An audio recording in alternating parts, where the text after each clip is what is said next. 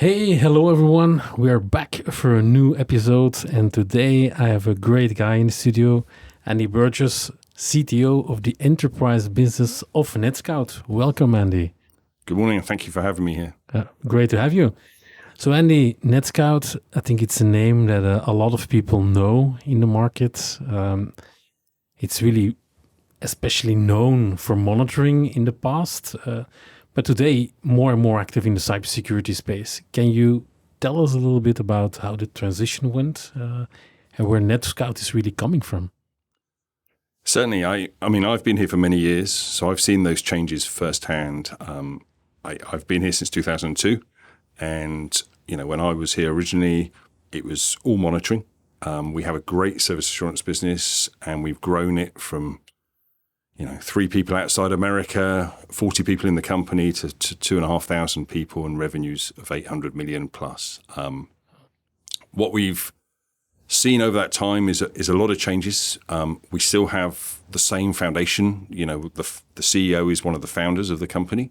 But at the same, what we've done is we've acquired a number of technologies as well as growing organically.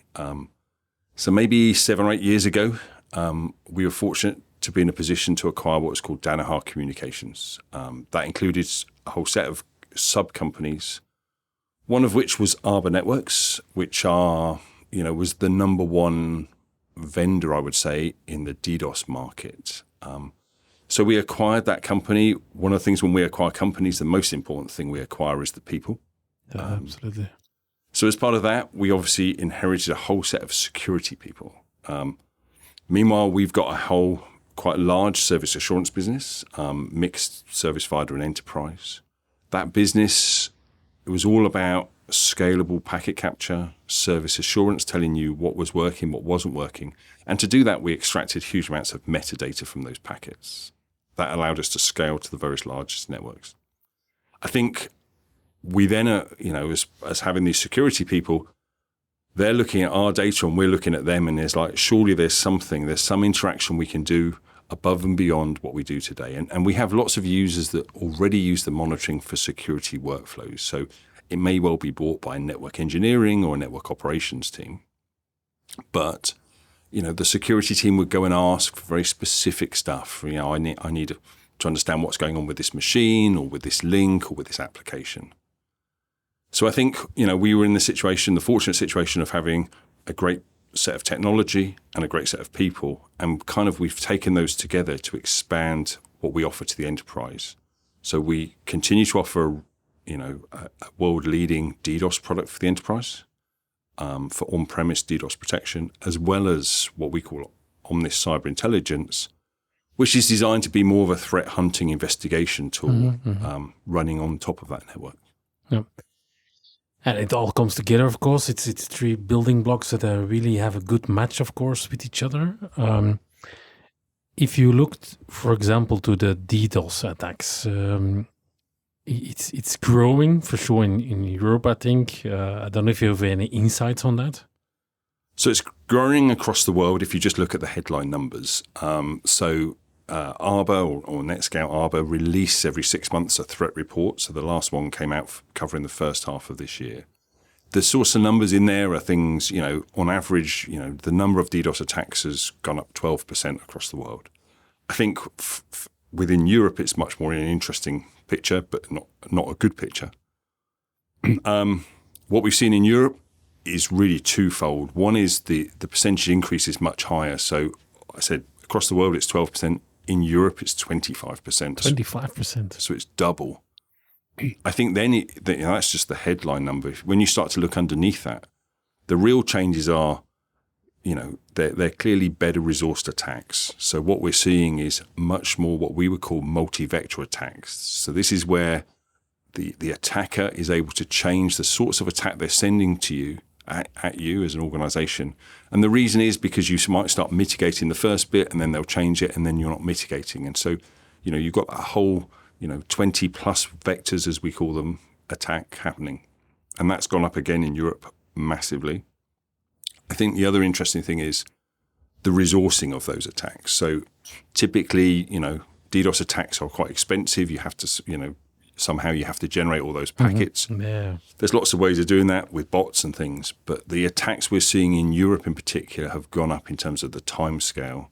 So like over 20% of the attacks are now over an hour long, which is a real change since, previous years. Yeah. Do you have any view on why you have such a difference between Europe and other countries? I think it's driven partly by the geopolitical situation we have in Europe. So if you look at the countries that are actively, bearing the brunt of these attacks, I mean, it's countries such as Poland, it's Germany, it's France, and you can see the sorts of times these attacks happen are where significant things are happening in the geopolitical context. And so I think that's really been the driver behind a lot of the attacks.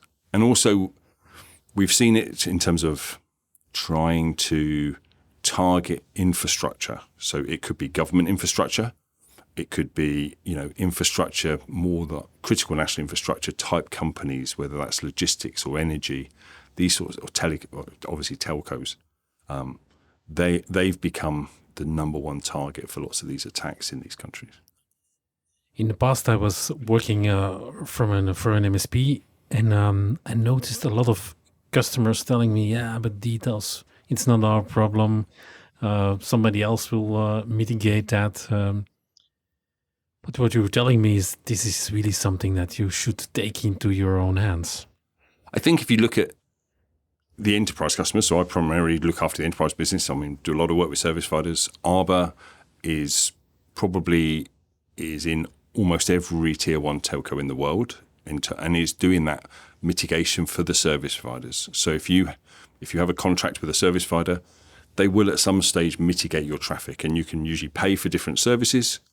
The very lowest ones, it will just be volumetric, and they'll fix it when they need to based on an automatic threshold. I think, though, when you start to look at infrastructure or companies that have infrastructure or expensive assets, these sorts of things, then the timings become much more granular in terms of how long an attack, how much of an attack and how long of an attack you can withstand. I think if we do a lot of work with governments. Government websites, when they're down, don't necessarily have any financial penalty, but it's pure reputation. So we see over and over again targeting government infrastructure like websites and these sorts of things to try and bring them down. I think the other thing we see is the infrastructure style companies, the important industries for a country, whether it's like logistics or energy, actively targeted to try and bring down some of their websites, to try and bring down some of their services. For sure, for these logistic companies, the penalties can be really severe also. If you think about airlines, boats, even trucks perhaps. Yeah, I think, if you think of a logistics delivery company, they may have lots of vans going around, and if you have enough vans not able to move around because they can't update their systems, that can have an impact. But the vans are relatively low cost per van and driver. Once you're looking at an aeroplane or, as you said, a boat, the costs are in the thousands and thousands of pounds per minute. And so, if it may be that, in 15 minutes, the service provider may be able to fix your problem. But what we're seeing with these sorts of companies is they need to fix it straight away. They can't be down for 15 minutes, half an hour waiting for that, service provider to bring in their mitigation. Instead, they need a on-premise device to actually, mitigate it packet by packet. And so that's the market we're seeing.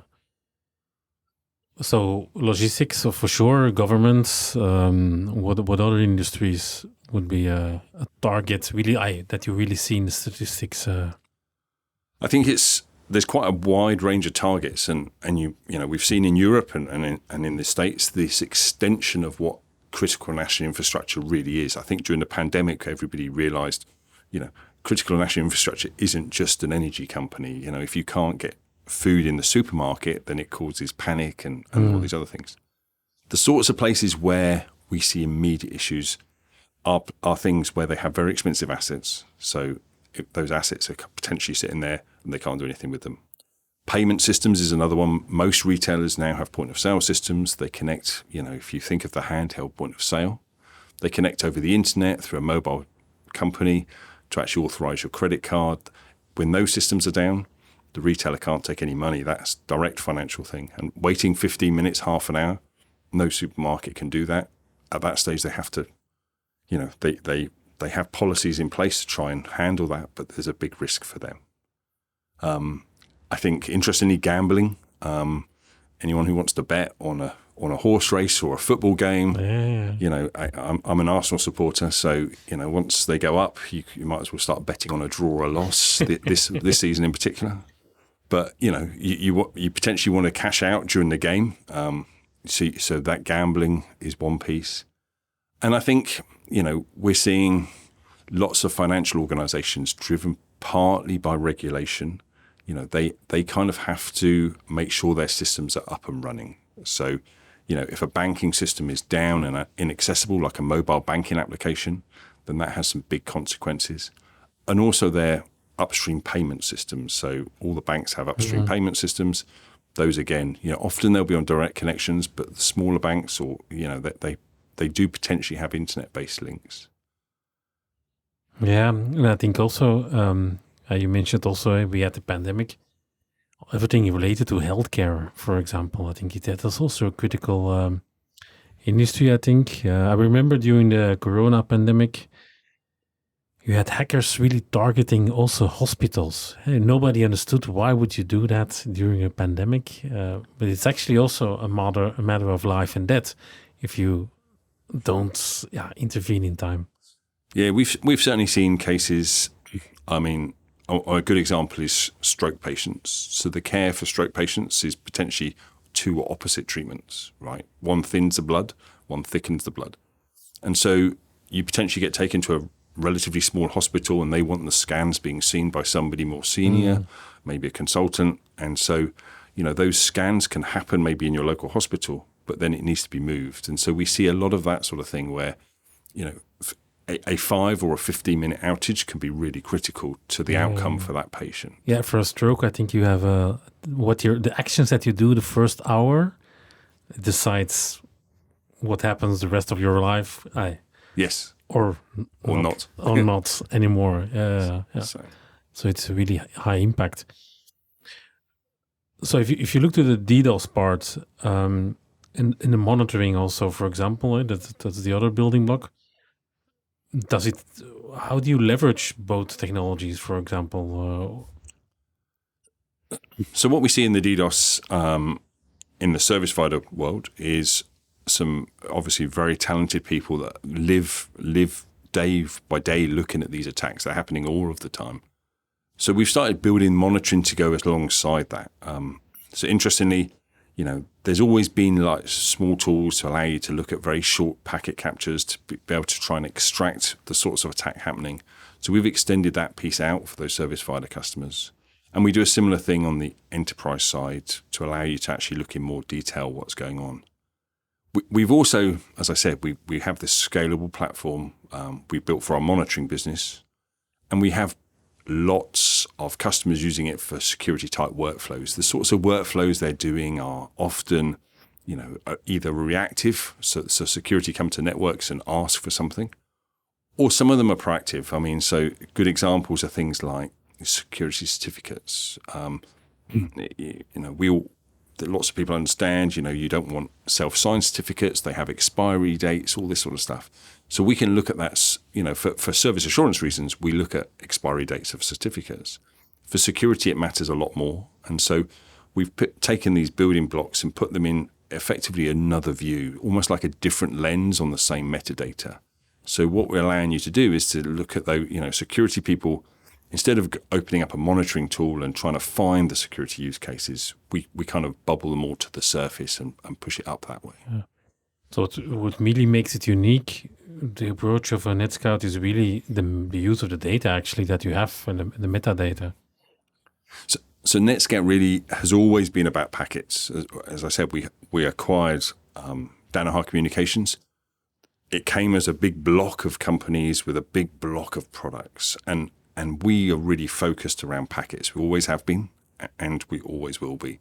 So we extract things in metadata that you can only get from the packets. So like I said, security certificates is a good example. You've got to get like various pieces out of the packets. You can't do it with flow and telemetry. So we take all of that and we use that to leverage the views. And so we're really, focused on, okay, what is it that security teams need to see within these packets, extracting that metadata at scale, and then pushing that up into the system. Yeah, so I think that's really something. It's an advantage, I think. Yeah, if you have that history also in working with those packets and with that experience, I think it's a great differentiator also. I think, yeah, if we look at Netscout's core strengths, it is this highly scalable platform, this foundation we've built the security tool onto. And the other thing is, because we've got the packets, if there's something we don't have, it's a development cycle, right? So you can see everything from the packets. You can start to build out new workflows depending on new attacks. Interestingly, some of the more recent attacks, it's, when you start to look at the bits of data you can piece together, you can start to see how these attacks formulate. And, the DDoS is one thing. It's very well known. It's very structured in the way it works, and things change. But fundamentally, there's an attack and a mitigation. I think when you start to look inside your network, it's far, far more complicated. People have started using some very legacy network features and functions to like exfiltration of data, and those sorts of things we can detect really well because our history is all about understanding what these packets really show you. Yeah. I saw a really interesting keynote of somebody of Netscout. I forgot the name of the person, but I will look it up and put it maybe in the notes. And it was actually somebody who was talking about there was an event, and a cybersecurity event, and you had people, CIOs talking. They said, "Yeah, we didn't have any breach. We didn't detect anything for almost a year," and everybody was applauding. And then there was a second guy, and he was almost afraid to say it. "Yeah, we detected 5 anomalies this year." And people looked at him like, "Oh, there's something wrong with him or something." But it's actually, that guy knows more about cybersecurity and risks, because the other guy who didn't detect anything, my guess is that he just was not detecting it, but he will also have some breaches or attacks, or it's really a good keynote, actually. I think, interestingly, the more visibility you have, the more obviously you get to see. So if you have almost no visibility, then everything can appear really quite good. But and we deploy our equipment on some of the most secure networks in the world, and often, it is real, I would say, misconfiguration of networks has meant that policies haven't quite been implemented. Firewalls aren't quite configured the right way, and everyone says the firewall's fine, and then when you start to show them what's actually going on, and part of it is change control. I mean, we've seen issues where change control is done at the weekend, it's Sunday evening, everyone wants to go home, there's a problem with this, and so they just edit the firewall rule to make it work without actually thinking, okay, well, by editing that rule, I've actually potentially put myself at risk for all these other things. I think it's interesting when we start to look at places, the number of things that we can find. I mean, the detections we do we start off with just simple hygiene. You don't expect any of these things on your network. And the number of times we see this something happening, and we'll sit in front of a security team who will say, we don't have that. I mean, good example was a service provider, a large European service provider. We don't have any telnet. We're like, well, we've got a packet tool that is reading these telnet packets, and here's a username and password, right, for an individual based on telnet. So you're saying there's no telnet, but we couldn't have made this up, right? I mean, we're looking at the packets. So then, they go away and they check what's going on, and it's an old IBM mainframe, and the only way to manage this system is to use telnet, because the scanning software was complaining. The security team were running scanning software. They had complained to this user team that telnet was running. So what they'd done was bought a firewall, put it in front of the device, and this all sounded great up until the point where the security guy with his head in his hands was saying, all they did was block my scanner.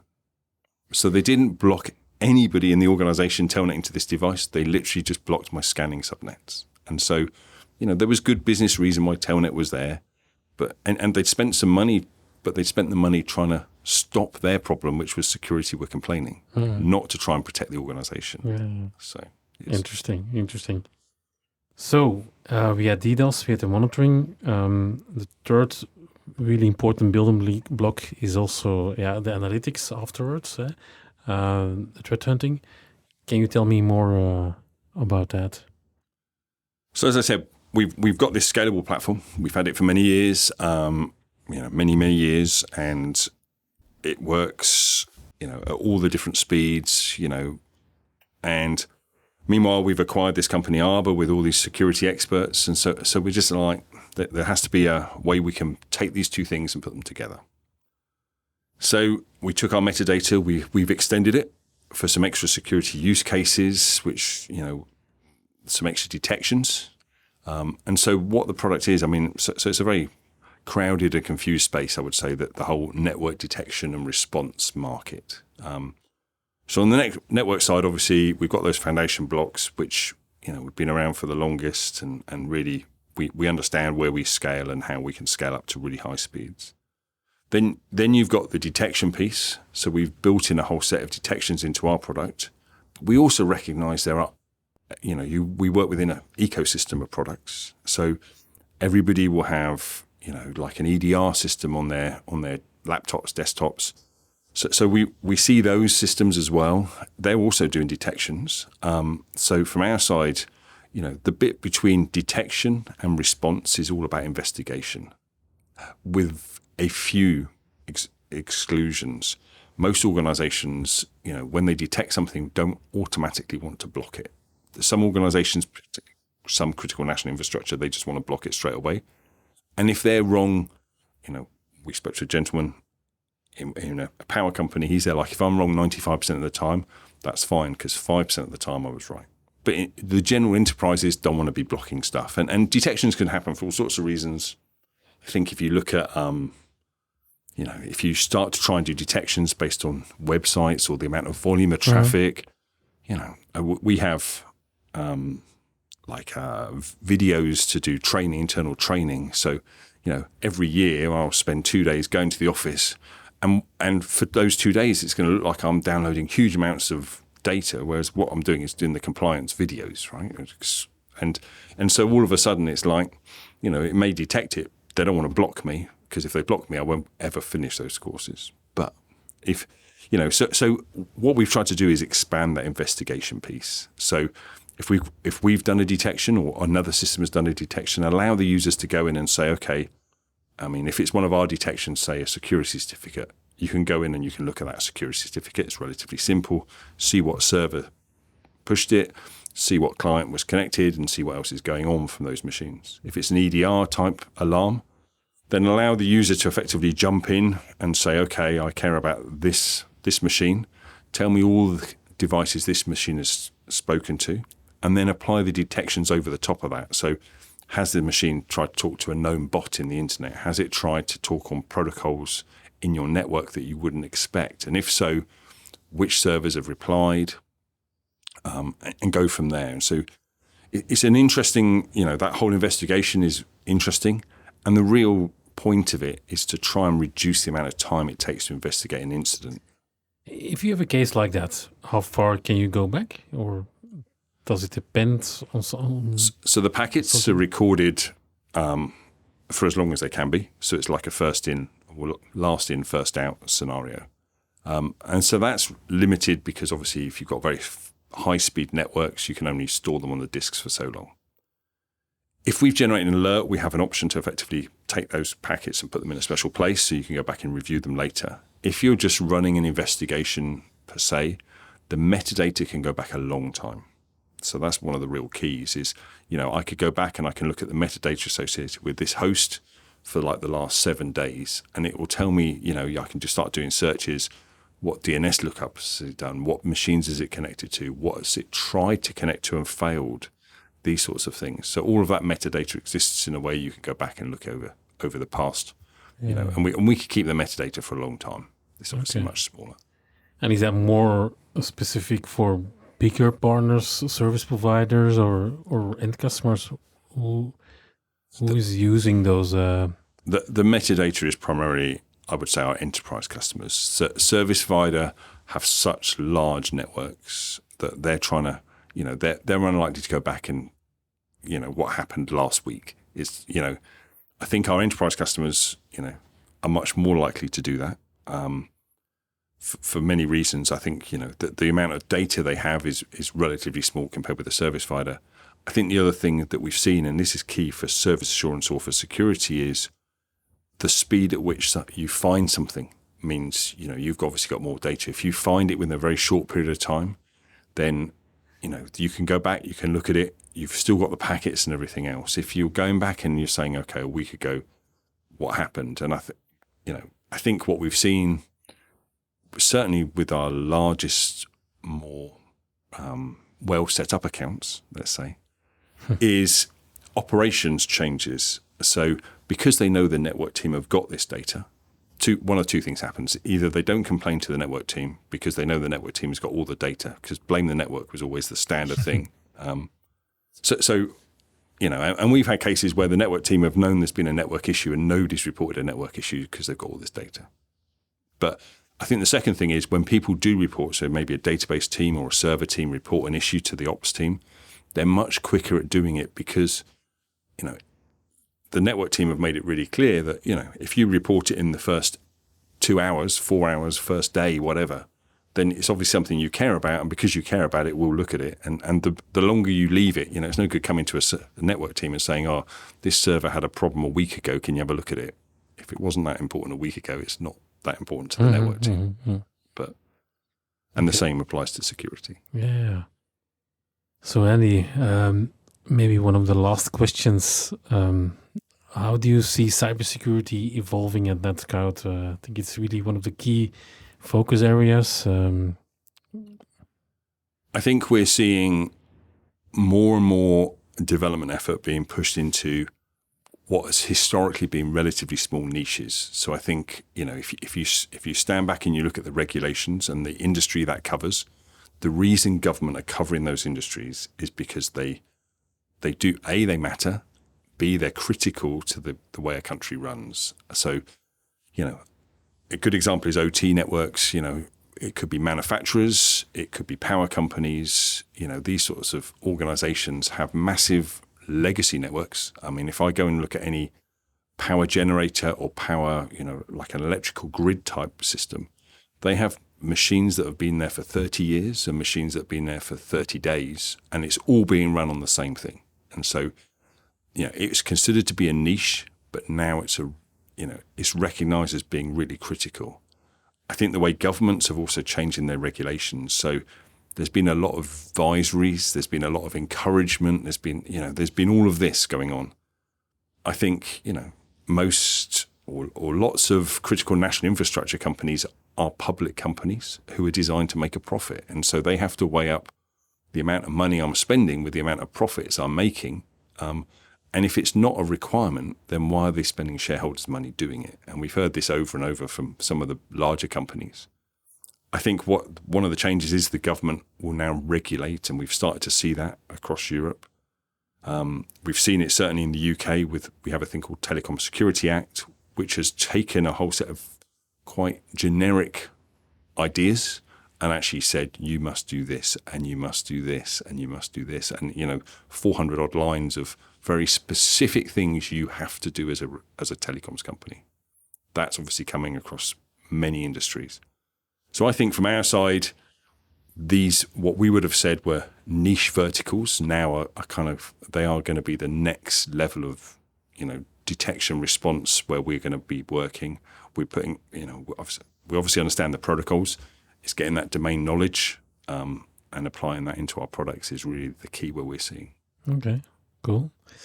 Thank you, Andy. I think you were a great guest. And to the viewers and listeners, we will see you next time. Bye-bye.